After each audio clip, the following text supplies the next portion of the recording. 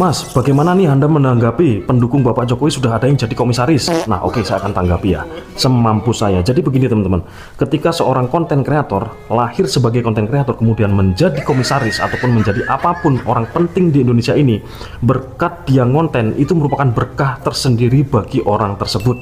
Kami sebagai konten kreator yang belum menjadi apa-apa, kami ya jelas mendukung. Tetapi di sini teman-teman ada positif dan ada negatifnya.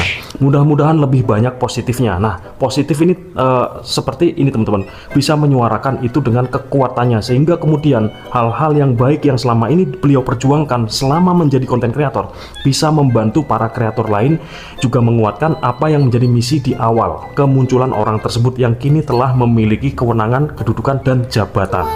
Namun bukan hanya positif tetapi juga ada negatifnya. Negatifnya salah satu adalah teman-teman, kekuatan tersebut, kewenangan tersebut, jika nanti salah melakukan pergaulan, maka orang-orang ini akan menjadi orang-orang yang diintervensi oleh circle kekuasaan di situ, yang kemudian teman-teman akhirnya bisa saja membungkam kami sebagai kreator, karena kami ini teman-teman menyuarakan hal-hal yang mungkin saja berseberangan dengan kepentingan para mafia atau para orang-orang yang memiliki kepentingan di dalam politik tadi. Oh my God. Negatif berikutnya, kami kehilangan sosok kreator yang selama ini juga menyuarakan hal-hal yang menurut kami baik. Itu saja, karena ketika memiliki sebuah kewenangan, memiliki sebuah kekuasaan di dalam sebuah ikatan hukum, maka akan ada batasan di sana. Paham ya? Seorang Insinyur Jokowi ini erat kaitannya dengan sosok yang masih ingin berkuasa, sehingga ketika dia sudah mentok di umurnya, kemudian anaknya pun dilakukan semaksimal mungkin supaya bisa berkuasa karena umurnya belum pas. Oke, saya akan menanggapi perubahan umur di dalam konstitusi kita.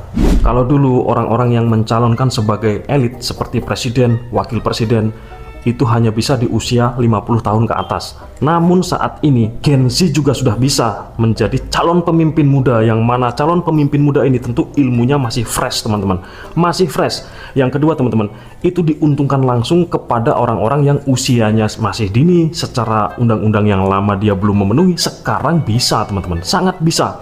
Nah kemudian teman-teman, bedanya antara orang yang memiliki kekuasaan dengan sponsor dengan orang yang memiliki kekuasaan tanpa sponsor itu jelas berbeda banget teman-teman. Orang-orang yang disponsori ini ketika nanti mengambil kebijakan, tentu kebijakannya tidak boleh berseberangan dengan kepentingan sponsornya di awal.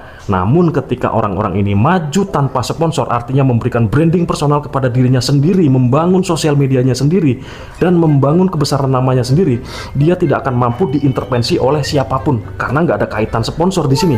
Yang setuju berikan like-nya, kemudian yang sangat setuju berikan komennya, dan yang sangat saya setuju ya berikan share sebanyak-banyaknya supaya calon presiden dan calon wakil presiden muda semakin banyak muncul